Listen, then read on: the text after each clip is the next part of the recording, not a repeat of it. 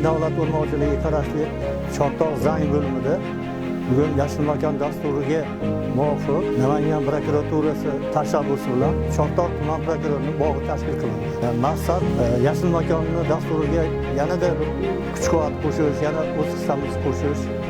Shu jumladan 1 gektar joyga Chortoq tuman prokurorining bog'i tashkil qilindi. Bunga 400 dan ortiq mevali hamda manzarali daraxtlar ekilib, juda tabiatga monand qilib ekilib juda ham chiroyli chiqdi. Biz o'rmon xo'jaligi 137 gektardan iborat. Mevani hamma xillaridan bor. Asosan yer ekinlari, kartoshka, sabzi, pomidor, balg'am qalampir ekiladi.